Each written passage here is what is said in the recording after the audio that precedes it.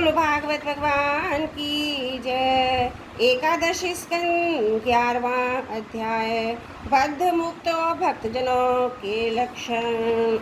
भगवान श्री कृष्ण ने कहा, प्यारे उद्धव, आत्मा बद्ध या मुक्त है, इस प्रकार की व्याख्या या व्यवहार मेरे अधीन रहने वाले सत्वादि गुणों की उपाधि से ही होता है, परंतु चतुर्दर्शी से नहीं। सभी गुण माया मूलक है, इंद्रजाल है, जादू के खेल के समान है, इसलिए न मेरा मोक्ष है ना तो मेरा बंधन ही है। जैसे स्वप्न बुद्धि का विवर्त है, उसमें बिना हुआ ही भासता है, मिथ्या है, वैसे ही शोक मोह सुख दुख शरीर की उत्पत्ति मृत्यु ये सब संसार का बखेड़ा माया विद्या के कारण प्रतीत होने पर भी वास्तविक नहीं है। उद्धव जी, शरीरधारियों को मुक्ति का अनुभव कराने वाली आत्मविद्या और बंधन का अनुभव कराने वाली अविद्या, ये दोनों ही मेरी अनादि शक्तियाँ हैं। मेरी माया से इनकी रचना हुई है, इनका कोई वास्तविक अस्तित्व तो नहीं है। भाई, तुम तो स्वयं बड़े बुद्धिमान हो, विचार करो, जीव तो एक ही है। वह व्यवहार के लिए ही मेरे अंश के रूप में कल्पित हुआ है, वस्तुतः मेरा स्वरूप ही है। आत्मज्ञान से संपन्न होने पर उसे मुक्त कहते हैं। आत्मा का ज्ञान ना होने से बद्ध और ये अज्ञान अनादि होने से बंधन भी अनादि कहलाता है। इस प्रकार मुझे एक ही धर्म में रहने पर भी जो शोक और आनंद रूप विशुद्ध धर्म वाले जान पड़ते हैं, उन बद्ध और मुक्त जीव का भेद में बतलाता हूँ। वह भेद दो प्रकार का है, एक तो नित्य मुक्त ईश्वर से जीव का भेद और दूसरा मुक्त बद्ध जीव का भेद। पहला सुनो, जीव और ईश्वर बद्ध और मुक्त के भेद से भिन्न भिन्न होने पर भी एक ही शरीर में नियंता नियंत्रित के रूप में स्थित है। ऐसा समझो कि शरीर एक वृक्ष है, इसमें हृदय का घोंसला बनाकर जीव ईश्वर नाम के दो पक्षी रहते हैं। वे दोनों चेतन होने के कारण समान हैं और कभी न बिछुड़ने के कारण सखा हैं।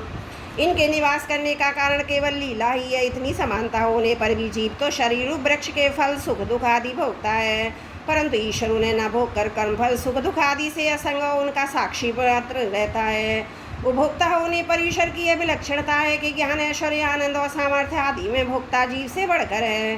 साथ ही एक कोई विलक्षणता है कि अभोक्ता ईश्वर तो अपने वास्तविक स्वरूप और उसके अतिरिक्त जगत को भी जानता है, परंतु भोक्ता जीव न अपने वास्तविक रूप को जानता है, न अपने से अतिरिक्त को। इन दोनों में जीव तो अविद्या से युक्त होने के कारण नित्यबद्ध है, ईश्वर विद्या स्वरूप होने के कारण नित्य मुक्त है। प्यारे उद्धव, ज्ञान संपन्न पुरुष भी मुक्त ही हैं। जैसे स्वप्न टूट जाने पर जगा हुआ पुरुष स्वप्न के स्मर्यमाण शरीर से कोई संबंध नहीं रखता, वैसे ही ज्ञानी पुरुष सूक्ष्म स्थूल शरीर में रहने पर भी उनसे किसी प्रकार का संबंध नहीं रखता, परंतु अज्ञानी पुरुष वास्तव में शरीर से कोई भी संबंध न रखने पर भी अज्ञान के कारण शरीर में ही स्थित रहता है। जैसे स्वप्न देखने वाला पुरुष स्वप्न देखते समय स्वप्न एक शरीर में बंध जाता है।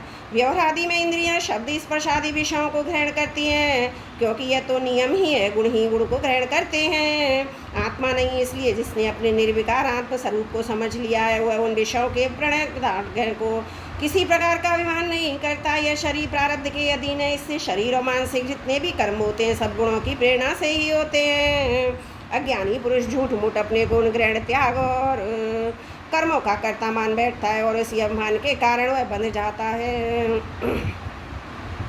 प्यारे उद्धव, पूर्वोक्त पद्धति से विचार करके विवेकी पुरुष समस्त विषयों से विरक्त रहता है और सोने बैठने घूमने फिरने नहाने देखने छूने सूंघने खाने सुनने आदि क्रियाओं से अपने को कर्ता नहीं मानता, बल्कि गुणों को ही कर्ता मानता है। गुण ही सभी कर्मों के कर्ता भोगता है, ऐसा जानकर विद्वान पुरुष कर्म वासना फलों से नहीं बनते।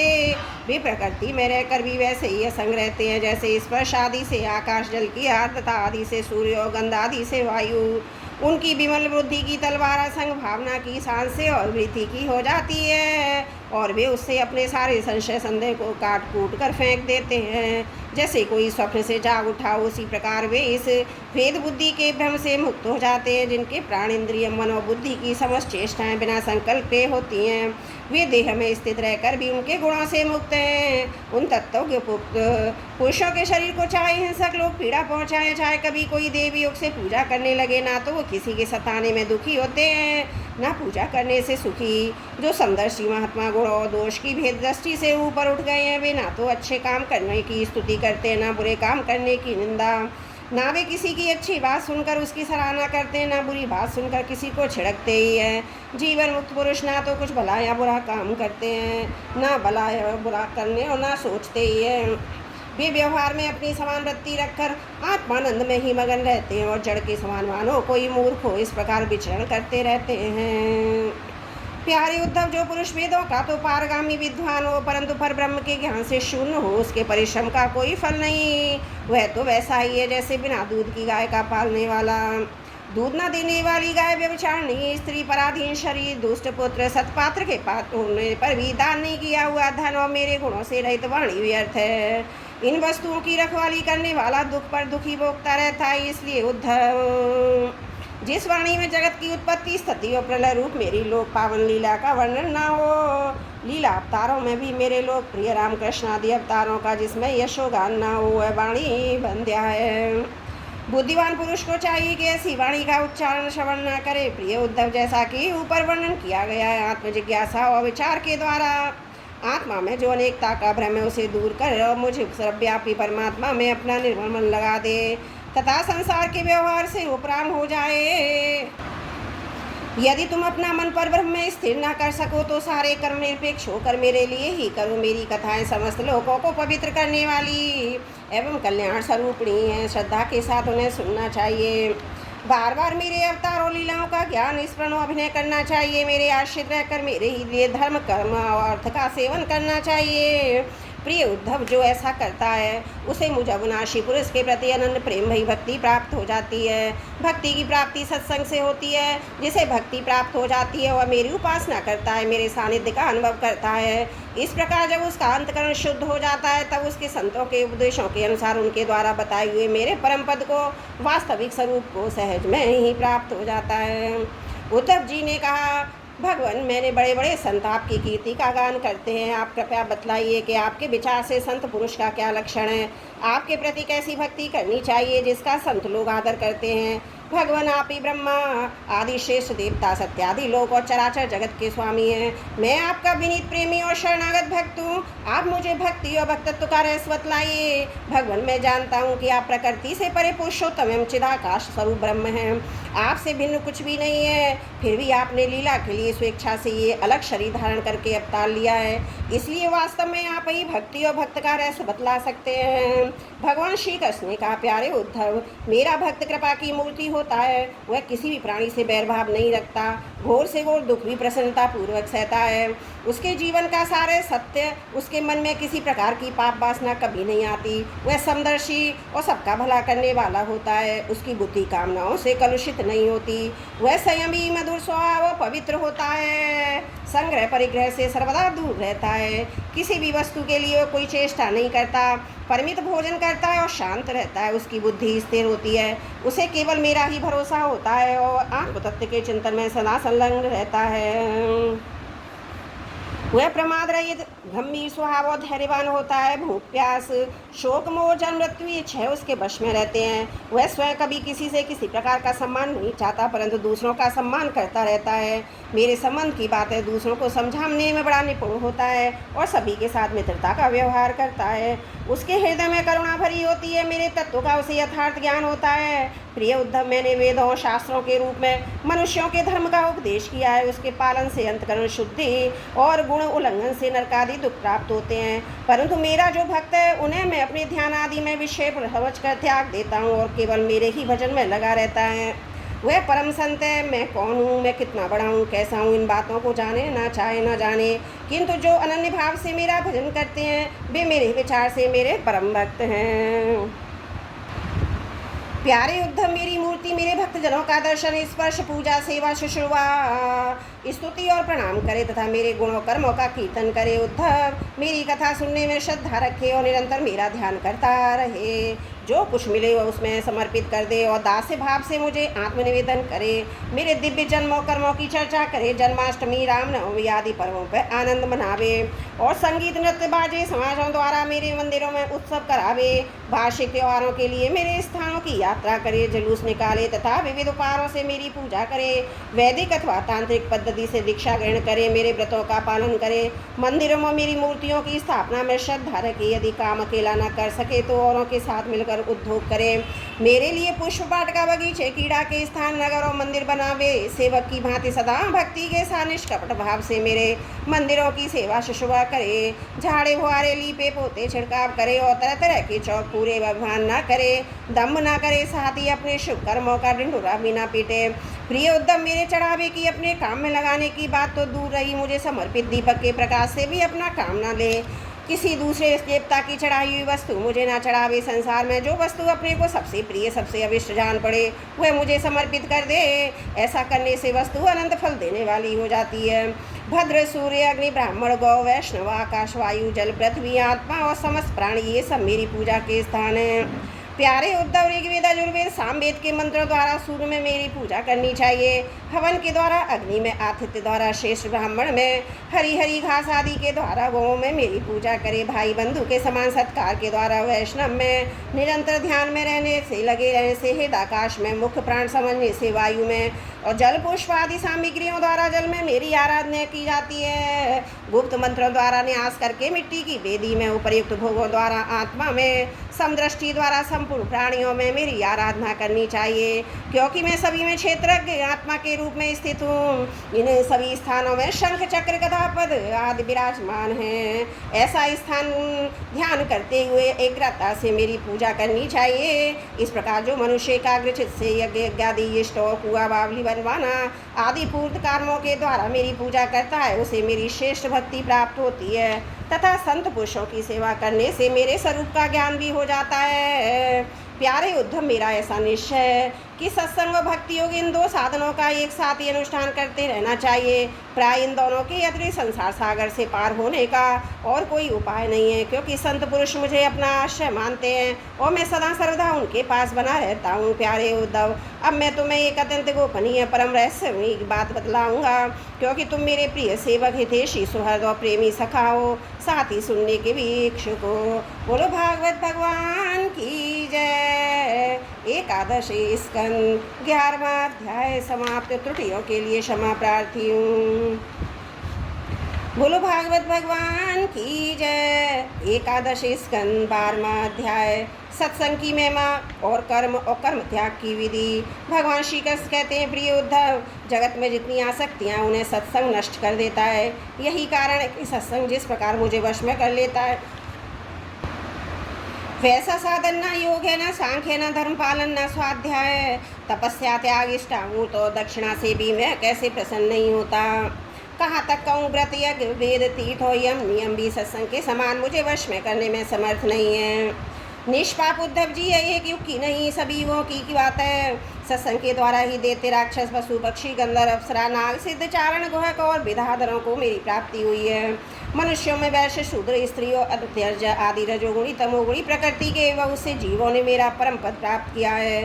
वृत्तासुर, प्रहलाद, वश, परवा, बलि, बाणासुर, मैदानव, विभीषण, सुग्रीव, हनुमान, जाम्बन, गजेंद्र, जटायु, तुलाधार, वैश्य, धर्म, व्याध, कुब्जा, ब्रज की गोपियाँ, यज्ञ पत्नियाँ और दूसरे लोग भी सत्संग के प्रभाव से ही मुझे प्राप्त कर सके हैं।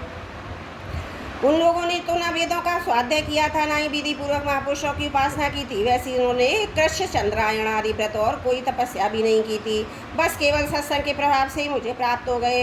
गोपियाँ, गाय, यमला, अर्जुन आदि वृक्ष गए, हरिण आदि, कालिया, नाग, पशु, ये तो साधन साध्य के संबंध में सर्वदा ही मूढ़ बुद्धि थे। इतने में ही नहीं, ऐसे ऐसे और भी बहुत हो गए जिन्होंने केवल प्रेम पूर्ण भाव के द्वारा ही अनायास मेरी प्राप्ति कर ली और कृतकृत्य हो गए। उद्धव, बड़े बड़े प्रयत्नशील साधक योग, सांख्य, दान, व्रत, तपस्या, यज्ञ, श्रुतियों की व्याख्या, स्वाध्याय, संन्यास आदि साधनों के द्वारा मुझे नहीं प्राप्त कर सकते, परंतु सत्संग के द्वारा तो मैं अत्यंत सुलभ हो जाता हूँ। उद्धव जी, जिस समय अक्रूर जी भैया बलराम जी के साथ मुझे ब्रज से मथुरा ले आए, उस समय गोपियों का हृदयगाढ़ प्रेम के कारण मेरे अनुराग रंग में रंगा हुआ था। मेरे वियोग की तीव्र व्याधि से भी व्याकुल हो रही थी। मेरे अतिरिक्त कोई भी दूसरी वस्तु उन्हें सुखकारक नहीं जान पड़ती थी। तुम तो जानते ही हो कि मैं उनका एकमात्र प्रियतम हूँ। जब मैं वृंदावन में था तब उन्होंने बहुत सी रात्रियाँ, विरास की रात्रियाँ मेरे साथ आधे क्षण के समान बिता दी थी, परंतु प्यारे उद्धव, मेरे बिना ही रात्रियाँ उनके लिए एक एक कल्प के समान हो गई हैं। जैसे बड़े बड़े ऋषि मुनि समाधि में स्थित होकर तथा गंगा आदि बड़ी बड़ी नदियाँ समुद्र में मिलकर अपने नाम रूप खो देती हैं, वैसे ही गोपियाँ परम प्रेम के द्वारा मुझ में इतनी तन्मय हो गई थी, उन्हें लोक परलोक शरीर और अपने कहलाने वाले पति पुत्र आदि की भी सुध बुध नहीं रह गई थी।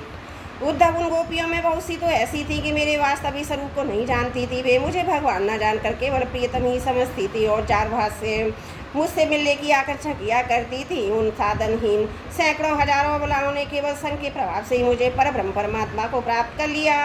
इसलिए उद्धव, तुम श्रुति स्मृति विधि निषेध प्रवृत्ति निवृत्ति सुनने योग तथा सुने हुए विषय का भी परित्याग करके सर्वत्र मेरी भावना रखते हुए समस्त प्राणियों के आत्मस्वरूप मुझे एक ही शरण संपूर्ण रूप से ग्रहण करो, क्योंकि मेरी शरण में आ जाने से तुम सर्वदा निर्भय हो जाएंगे। उद्धव जी ने कहा, सनकादि योगेश्वरों के भी परमेश्वर प्रभु हो तो मैं आपका उपदेश सुन रहा हूँ, परंतु इससे मेरे मन का संदेह नहीं मिट रहा है। मुझे स्वधर्म का पालन करना चाहिए या सब कुछ छोड़कर आपकी शरण ग्रहण करनी चाहिए। मेरा मन इसी दुविधा में लटक रहा है। आप कृपा करके मुझे भली भांति समझाइए। भगवान श्री कृष्ण ने कहा, प्रिय उद्धव, जिस परमात्मा का परोक्ष रूप से वर्णन किया जाता है वे साक्षात अपरोक्ष प्रत्यक्ष ही हैं, क्योंकि वे ही निखिल वस्तुओं को सत्ता स्फूर्ति जीवन दान करवाने वाले हैं। वे इस अपने अनाहत नाद स्वरूप परावाणी नामक प्राण के साथ मूल धारा चक्र में प्रवेश करते हैं। इसके बाद मणिपूरक चक्र नाभि स्थान में आकर यशवंती और वाणी का मनोमय सूक्ष्म रूप धारण करते हैं। तदंतर कंठस्थेश में स्थित विशुद्ध नाम चक्र में आते हैं और वह मध्यमा वाणी के रूप में व्यक्त होते हैं। फिर क्रमशः मुख में आकर हर्ष दीर्घ आदि मात्रा उदात्त अनुदात्त आदि स्वर तथा ककर आदि वर्ण रूप स्थूल बैखरी वाणी का रूप ग्रहण कर लेते हैं। अग्नि आकाश में उष्मा और विद्युत के रूप से अव्यक्त रूप में स्थित है। जब बलपूर्वक काष्ठ मंथन किया जाता है तब वायु की सहायता से वह पहले अत्यंत सूक्ष्म चिंगारी के रूप में प्रकट होती है और फिर आयुति देने पर प्रचंड रूप धारण कर लेती हैं। वैसे ही मैं भी शब्द ब्रह्म रूप स्वरूप से क्रमशः परापश्यंती मध्यमा बेखरी वाणी के रूप में प्रकट होता हूँ। इसी प्रकार बोलना, हाथों से काम करना, पैरों से चलना, मूतेन्द्रियता गुदा से मलपूत त्याग करना, सूंघना, देखना, छूना, छकना, सुनना, मन से संकल्प विकल्प करना, बुद्धि से समझना, अहंकार के द्वारा अभिमान करना, मैं तत्व के रूप में सबका ताना बना बोलना तथा सतगुण रजोगुण और तमोगुण के सारे विकार कहाँ तक कहूँ। समस्त कर्ता करण और कर्म मेरी ही अभिव्यक्तियाँ हैं। ये सबको जीवित करने वाला परमेश्वर ही इस त्रिणुग में ब्रह्मांड कमल का कारण है। ये आदि पुरुष पहले ही एक अव्यक्त था, जैसे ही उपजाऊ खेत में बोआ हुआ बीज, शाखा, पत्र, पुष्पादि आदि अनेक रूप धारण कर लेता था, वैसे ही कालगति से माया का लेकर शक्ति विभाजन के द्वारा परमेश्वर ही उनके रूपों में प्रवृत्त होने लगता है। जैसे तागों के ताने बाने में वस्त्र ओतप्रोत रहता है, वैसे ही सारा विश्व परमात्मा में ही ओतप्रोत है। जैसे सूत के बिना वस्त्र का अस्तित्व नहीं है, किंतु सूत वस्त्र के बिना नहीं रह सकता, वैसे ही इस जगत के ना रहने पर भी परमात्मा रहता है, किंतु यह जगत परमात्मा स्वरूप ही है। परमात्मा के बिना ऐसे कोई अस्तित्व नहीं है। ये संसार वृक्ष अनादि प्रभा रूप से नित्य है। इसका स्वरूप ही है कर्म की परंपरा तथा इस वृक्ष के फल फूल है मोक्ष और भोग। यह संसार वृक्ष के दो बीज हैं, पाप और पुण्य, असंख्य वासनाएं जड़ें और 3 गुण तने हैं, 5 भूत इसकी मोटी मोटी प्रधान शाखाएं, शब्दादि 5 विषय रस हैं, 11 इंद्रियां शाखाएं, जीव और ईश्वर 2 पक्षी इसमें घोंसला बनाकर निवास करते हैं। इस वृक्ष में बात पित्त और कफरूप 3 तरह की छाल है, इसमें से 2 तरह के फल लगते हैं, सुख और दुख। यह विशाल वृक्ष सूर्य मंडल तक फैला हुआ है। इस सूर्य मंडल का भेदन कर जानने पर मुक्त पुरुष फिर संसार चक्र में नहीं पड़ते। जो ग्रस्त शब्द रूप रस आदि विषयों में फंसे हुए, वे कामना से परे हुए होने के कारण गीध के समान हैं। वे इस वृक्ष का दुख रूप फल भोगते हैं, क्योंकि वे अनेक प्रकार के कर्मों के बंधन में फंसे रहते हैं। जो अरण्यवासी परमहंस विषयों से विरक्त हैं, वे इस वृक्ष में राजहंस के समान है और वे इसका सुख रूप फल भोगते। प्रिय उद्धव, वास्तव में मैं एक ही हूँ।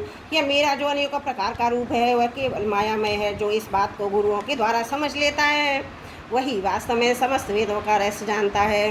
अतः उद्धव, तुम इस प्रकार योग गुरुदेव की उपासना रूप अनन्य भक्ति के द्वारा अपने ज्ञान की कुल्हाड़ी को तीखी कर लो और उसके द्वारा धैर्य और सावधानी से जीव भाव को काट डालो। फिर परमात्मा स्वरूप होकर इस वृत्ति रूप अस्त्रों को भी छोड़ दो और अपने अखंड स्वरूप में ही स्थित हो रहो। बोलो भागवत भगवान की जय। 11 स्कंद 12वां अध्याय समाप्त। त्रुटियों के लिए क्षमा प्रार्थी हूँ। बोलो भागवत भगवान की जय। एकादशी स्कंद 13वां अध्याय। हंस रूप से सनकादि को दिए हुए उपदेश का वर्णन। भगवान श्री कृष्ण कहते हैं, प्रिय उद्धव, सतरज और तम ये तीनों बुद्धि प्रकृति के गुण हैं। आत्मा के नहीं, सत्य के द्वारा रजतम इन दो गुणों पर विजय प्राप्त कर लेनी चाहिए। तदंतर सद्गुण की शांति वृत्ति के द्वारा उसकी दया आदि वृत्तियों को भी शांत कर देना चाहिए। तब सद्गुण की वृद्धि होती है, तभी जीव को मेरे भक्ति रूप स्वधर्म की प्राप्ति होती है। निरंतर सात्विक वस्तुओं का सेवन करने से सद्गुण की वृद्धि होती है, तब मेरे भक्ति रूप स्वधर्म में प्रवृत्ति होने लगती है। जिस धर्म के पालन से सद्गुण की वृद्धि है वही सबसे श्रेष्ठ है। वह धर्म रजोगुण है तमोगुण को नष्ट कर देता है, तब वे दोनों नष्ट हो जाते हैं। तब उन्हीं के कारण होने वाला अधर्म भी शीघ्र ही मिट जाता है। शास्त्र, जल, प्रजाजन, देश, समय, कर्म, जन्म स्थान, मंत्र और संस्कार, ये 10 वस्तुएं यदि सात्विक हों तो सद्गुण की रासिक हों, तो रजोगुण की और तामसिक हों तो तमोगुण की वृद्धि करते हैं। इनमें से शास्त्रज्ञ महात्मा जिनकी प्रशंसा करते हैं वे सात्विक है, जिनकी निंदा करते हैं वे तामसिक है, जिनकी उपेक्षा करते हैं वे राजसिक हैं। जब तक अपनी आत्मा का साक्षात्कार तथा स्थूल सूक्ष्म शरीर उनके कारण तीनों गुणों की निवृत्ति न हो, तब तक मनुष्य को चाहिए कि सद्गुण की वृद्धि के लिए सात्विक शास्त्र आदि का ही सेवन करे, क्योंकि उससे धर्म की वृद्धि होती है और धर्म की वृद्धि से अंतःकरण शुद्ध होकर आत्म तत्व का ज्ञान होता है। बांसों की रगड़ से आग पैदा होती है, वह उनके सारे वन को जलाकर शांत हो जाती है, वैसे ही ये शरीर गुणों के वैसे उत्पन्न हुआ है। विचार द्वारा मंथन करने पर इससे ज्ञान अग्नि प्रज्वलित होती है और समस्त शरीर और गुणों को भस्म करके स्वयं भी शांत हो जाती है। उद्धव जी ने पूछा, भगवान, प्राय सभी मनुष्य इस बात को जानते हैं कि विषय विपत्तियों के घर हैं, फिर भी वे कुत्ते, गधे और बकरे के समान दुख सहन करके भी उन्हीं को ही भोगते रहते हैं। इसी का कारण क्या है? भगवान श्री कृष्ण ने कहा, प्रिय उद्धव, जीव जब अज्ञानवश अपने स्वरूप को भूलकर हृदय से सूक्ष्म सूक्ष्म आदि शरीरों में अहम बुद्धि कर बैठता है तो कि सर्वदा भ्रम ही है। तब उसका सतप्रधान मन घोर रजोगुण की ओर झुक जाता है, उससे व्याप्त हो जाता है। बस जहाँ मन में रजोगुण की प्रधानता हुई उसमें संकल्प विकल्पों का तांता बन जाता है। अब वह विषयों का चिंतन करने लगता है और अपनी दुर्बुद्धि के कारण काम के फंदे में फंस जाता है, जिससे फिर छुटकारा होना बहुत ही कठिन है। अब वह अज्ञानी कामवश अनेकों प्रकार के कर्म करने लगता है, इंद्रियों के वश होकर भी जानकर भी उन कर्मों का अंतिम फल ही दुखी है, उन्हीं को करता है। उस समय वह रजोगुण के तीव्र वेग से अत्यंत मोहित रहता है। यद्यपि विवेकी पुरुष का चित्त भी कभी कभी रजोगुण और तमोगुण के वेग से विक्षिप्त होता है, तथापि इसकी विषयों में दोष दृष्टि बनी रहती है, इसलिए वह बड़ी सावधानी से अपने चित्त को एकाग्र करने की चेष्टा करता रहता है, जिससे उसकी विषयों में आसक्ति नहीं होती। साधक को चाहिए कि आसन और प्राणवायु पर विजय प्राप्त कर अपनी शक्ति समय के अनुसार बड़ी सावधानी से धीरे धीरे मुझ में अपना मन लगावे। इस प्रकार अभ्यास करते समय अपनी असफलता देखकर तनिक की ऊबे नहीं, बल्कि और भी उत्साह से उसी में जुड़ जावे। प्रिय उद्धव, मेरे शिष्य सनकादि परम ऋषियों में योग का यही स्वरूप बताया कि साधक अपने मन को सब ओर से खींचकर विराट आदि में नहीं, साक्षात मुझ में ही पूर्ण रूप से लगा दे। उद्धव जी ने कहा, श्री कृष्ण, आपने जिस समय जिस रूप से सनकादि महर्षियों की योग का उपदेश दिया था उस रूप को मैं जानना चाहता हूँ। भगवान श्री कृष्ण ने कहा, प्रिय उद्धव, सनकादि परम ऋषि ब्रह्मा जी के मानस पुत्र हैं। उन्होंने एक बार अपने पिता से योग की सूक्ष्म अंतिम सीमा के संबंध में इस प्रकार प्रश्न किया था। सनकादि परम ऋषियों से पूछा, पिताजी, चित्त गुणों अर्थात विषयों में घुसा ही रहता है, गुण भी चित्त की एक एक वृत्ति में प्रविष्ट रहते हैं, अर्थात चित्त और गुण आपस में मिले जुले ही रहते हैं। ऐसी स्थिति में जो पुरुष इस संसार सागर से पार होकर मुक्ति पद प्राप्त करना चाहता है वह इन दोनों को एक दूसरे से अलग कैसे कर सकता है? भगवान श्री कृष्ण कहते हैं, प्रिय उद्धव, यद्यपि ब्रह्मा जी सब देवताओं के शिरोमणि स्वभू प्राणियों के जन्मदाता हैं, फिर भी सनकादि परम ऋषियों के इस प्रकार पूछने पर ध्यान करने भी वे इस प्रश्न का मूल कारण न समझ सके, क्योंकि उनकी बुद्धि कर्म प्रवण थी। उद्धव, उस समय ब्रह्मा जी ने इसका प्रश्न का उत्तर देने के लिए भक्तिभाव से मेरा चिंतन किया। तब मैं हंस का रूप धारण करके उनके सामने प्रकट हुआ। मुझे देखकर सनकादि ब्रह्मा जी को आगे करके मेरे पास आए और उन्होंने मेरे चरणों की वंदना करके मुझसे पूछा, आप कौन हैं? प्रिय उद्धव, सनकादि परमार्थ तत्व के जिज्ञासु थे, इसलिए उनके पूछने पर उस समय मैंने जो कुछ कहा वह तुम मुझसे सुनो।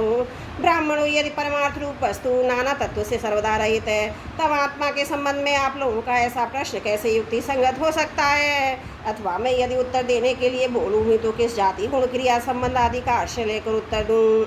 देवता, मनुष्य, पशु, पक्षी आदि सभी शरीर पंचभूतात्मक होने के कारण अभिन्न ही है और परमार्थ रूप से भी अभिन्न है। ऐसी स्थिति में आप कौन है? आप लोगों का यह प्रश्न केवल वाणी का व्यवहार है, विचार पूर्वक नहीं, अतः निरर्थक है। मन से, वाणी से, दृष्टि से तथा अनिंद्रियों से जो कुछ ग्रहण किया जाता है वह सब मैं ही हूँ, मुझसे भिन्न कुछ नहीं है। ये सिद्धांत आप लोगों तत्व विचारक के द्वारा समझ लीजिए पुत्रो। ये चित्त चिंतन करते करते विषयकार हो जाता है और विषय चित्त में प्रविष्ट हो जाते हैं। ये बात सत्य, तथापि विषय और चित्त में ये दोनों ही मेरे स्वरूपभूत जीव के देह हैं, उपाधि है, अर्थात आत्मा का चित्त और विषय के साथ कोई संबंध ही नहीं है। इसलिए बार बार विषयों का सेवन करते रहने से जो चित्त विषयों में आसक्त हो गया है और विषय भी चित्त में प्रविष्ट हो गए हैं, इन दोनों को अपने वास्तविक से अभिन्न होकर परमात्मा का साक्षात्कार करके त्याग देना चाहिए। जागृत, स्वप्न और सुषुप्ति में ये तीनों अवस्थाएं सत्वादि गुणों के अनुसार होती हैं और बुद्धि की वृत्तियां हैं। सच्चिदानंद का स्वभाव ही नहीं है, इन वृत्तियों का साक्षी होने के कारण जीव उनसे विलक्षण है। ये सिद्धांत श्रुति युक्त अनुभूति से युक्त है, क्योंकि बुद्धि वृत्तियों के द्वारा होने वाला ये बंधन ही आत्मा में त्रिगुणमयी वृत्तियों का दान करता है। इसलिए तीनों अवस्थाओं से विलक्षण हो उनमें अनुग्रह मुझ तुरीय तत्व में स्थित होकर इस बुद्धि के बंधन का परित्याग कर दे, तब विषय और चित्त दोनों का युगपत त्याग हो जाता है। यह बंधन अहंकार की ही रचना है और यही आत्मा के परम पूर्णतम सत्य, अखंड ज्ञान और परमानंद स्वरूप को छिपा देता है। इस बात को जानकर विरक्त हो जाए और अपने तीन अवस्थाओं में अनुगत तुरीय स्वरूप में होकर संसार की चिंता को छोड़ दे।